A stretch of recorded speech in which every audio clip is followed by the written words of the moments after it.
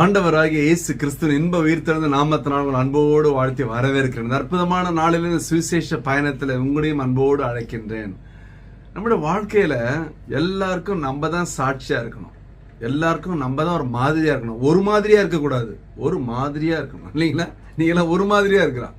எப்படி கேட்டீங்கன்னா, தீத்து 2:7 சொல்லுகிறது, நீயே எல்லாவற்றிலும் உன்னை நற்கிரியைகளுக்கு மாதிரியாக காண்பித்து. எதுக்கு மாதிரியாக காண்பிக்கணும்? நற்கிரியைகளுக்கு. ரோட்ல நின்று சண்டை போறதுல இல்ல, இல்லைங்களா? ஐயோ போறீங்க, யாரோ உங்க காரை ஓவர்டேக் பண்ணிட்டாங்க, பைக்கை ஓவர்டேக் பண்ணி நின்று என்ன சொல்ற அப்படின்னு சண்டை போறது இல்ல, இல்லையா? நற்கிரியைகள். அவங்கள பார்த்து முன்னாடி போங்க சார் சொல்லி பாருங்களேன். அதான் சுவிசேஷம் சொல்றது. எல்லாவற்றிலும் எப்படி போட்டிருக்கு? நீயே உங்க பேரை போடுங்க.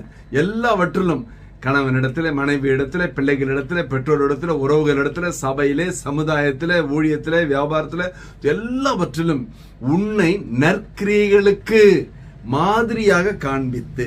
அப்படின்னா உடனே ஆண்டவர் சொல்றாரு 1 தீமோத்தேயு 4:12, நீ வார்த்தையிலும், நடக்கையிலும், அன்பிலும், ஆவியிலும், விசுவாசத்திலும், கற்பிலும் விசுவாசிகளுக்கு மாதிரியா இரு. போதுமா? இதை ஒன்னு பேசணும்னா ஒவ்வொன்றும் ஒரு மணி நேரம் வேணும். அப்ப எதுல? வார்த்தையில. முதல்ல ஆணையிட்டு நஷ்டம் வந்தாலும் பின் வாங்காமல் அந்த வார்த்தையில ஒரு மாதிரி. கரெக்டா? அவர் சொன்னபடி செய்வார் சார். சிலர்லாம் இந்த வரன்னு சொல்லுவாங்க, வர்றதுக்கே 2 மணி நேரம் லேட்டு, வந்தா கூட வரும்போது செல்போன்லயே பேசின்னு வருவாங்க. அப்புறம் இல்லையா? அவர் 2வது நடக்கை. உங்க நடக்கையை பார்த்து சமுதாயம் பார்க்குத, நீங்க போடுற ட்ரெஸ், இல்லையா? நடக்கை, உங்களுடைய எல்லா செயல்பாடு. 3வது அன்பு. அந்த அன்பை காசு கொடுத்துலாம் வாங்க முடியாது, உள்ளத்துல இருந்து வெளியே வரணும், இல்லைங்களா? அதான் இயேசுவின் அன்பு. அருமையான அன்னை தெரசா அவர்கள் சொல்லுவார்கள், இயேசு உன்னை நேசிக்கிறார். அந்த அன்பு. அதனாலதாங்க சீழ்வடிந்து கொண்டிருக்க தொழுநாளை தொட்டு தடவி அரவணைத்து அவர்களுக்காக அவங்கள மருத்துவ உதவி செய்ய முடிந்தது. அந்த அன்பு. அன்பிலும், அதுல மாயமாலமா இருக்கக்கூடாது, இல்லையா? முன்னால ஒரு மாதிரி பின்னால ஒரு மாதிரி பேசக்கூடாது. ஆவியிலும், என்னென்ன ஆவி உடலும் முதல்ல தெரிஞ்சுக்கணும் நம்ம, இல்லையா? எல்லாரும் பைபிள் எடுத்தவங்க எல்லாரும் ஊழியக்காரன் நம்பிடக்கூடாது. பிசாசுக்கு நல்ல வசனம் தெரியும், அதனால எது ஒரிஜினல் டூப்ளிகேட் கண்டுபிடிக்க தெரியணும். அந்த ஆவி அதான் தேவை. விசுவாசம். விசுவாசத்துல நீங்க சொல்ற ஒவ்வொரு வார்த்தையில அதை கேட்டு உங்க பிள்ளைங்க வளரணும், சபை வளரணும், சமுதாயத்துல வளரணும். உங்க விசுவாச அறிக்கை. நீ விசுவாசித்தால் தேவனுடைய மகிமையை காண்பாய் என்று யோவான் 11:40 வாசிக்கிறோமே. அப்படின்னு விசுவாசத்துல வளர வேண்டும். அப்புறம் கற்பு.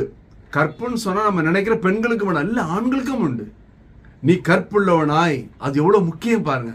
எல்லாவற்றும் அதான் சொல்றாரு, விசுவாசிகளுக்கு மாதிரியாயிரு. அப்படின்னா எல்லா நற்கிரியைகளுக்கு மாதிரியா இன்னொருத்தர் காமிக்க கூடாது. உங்களுக்கு தெரிஞ்ச 4 பேர் சொல்லுங்க அப்படின்னு சொன்னா நீங்க யாரை சொல்லணும்? முதல்ல நீங்க உங்களை சொல்லணும். உங்களுக்கு தெரிஞ்ச யார்? உங்களை நல்லா தெரியும். தெரியாத ஒருத்தர் எங்கேயோ பிறந்து தலைவரை சொல்லக்கூடாது. முதல்ல ஒன்ன சொல்லு, நல்லவனு, இல்லைங்களா? நீங்க நல்லவன் தானே, உங்களுக்கு தானே தெரியும் நல்லவனா கெட்டவனானு.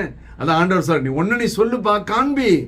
பாருங்க, மத்தேயு 5:16 சொல்லுகிறது, இவ்விதமாக மனுஷன் நற்கிரியைகளை கண்டு பரலோகத்திற்கு உங்கள் பிதாவை மகிமைப்படுத்தும்படி உங்கள் வெளிச்சம் அவர்களுக்கு முன்பாக பிரகாசிக்க கடவது. ஆமென். மொத்த சுவிசேஷம் அவ்வளவுதான். உங்க வெளிச்சம், இல்லைங்களா, பிரகாசிக்கணும், இல்லையா? அங்க போயிட்டு மத்தவங்க விசுவாசத்தை குறை சொல்றது, மத்த நம்பிக்கை குறை சொல்றது, மனிதனை எல்லாம் பேசுறது. ஐயா, ஆண்டவர் அதை கற்றுக் கொடுக்கலையேங்க.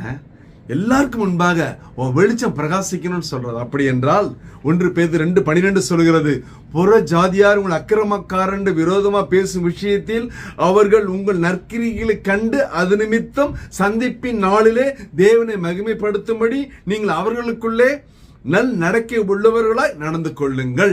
எவ்வளவு முக்கியம் பாருங்க. அப்படின்னா நம்ம நடக்க தாங்க முக்கியம். இந்த அற்புதமான நாளிலே இந்த வசனத்தின்படி நடக்க வாழ கர்த்தர் கிருபை செய்வாராக. ஒரு விஷயம் கண்களை மூடுவோம். ஹல்லேலூயா, ஹல்லேலூயா, ஹல்லேலூயா. அப்பா ஸ்தோத்திரம் ஆண்டவரே. அற்புதமான ஆசிரியர்களோட திருநாளில இதை பார்த்து பிள்ளைகளோட வாழ்க்கையில மாற்றம், ஒரு மறுமலர்ச்சி, ஆசீர்வாதம் கடந்து வரட்டும் சுவாமி. நாங்கள் எங்களை சோதித்து அறிந்து மற்றவர்களுக்கு முன்பாக எங்களை காண்பிக்கும் பொழுது உண்மையுள்ள கற்புள்ள சாட்சியா நிறுத்துங்கப்பா. இயேசு கிறிஸ்துவின் இன்ப நாமத்தினால தேவனது செய்ய முடிய பாதபடியிலே தாழ்மையாய் ஒப்பு கொடுத்து ஜெபித்து ஜெயம் எடுக்கிறோம் ஜீவனுள்ள நல்ல பிதாவே. ஆமென், ஆமென். கர்த்தர் உங்களை ஆசீர்வதிப்பாராக. Praise the Lord.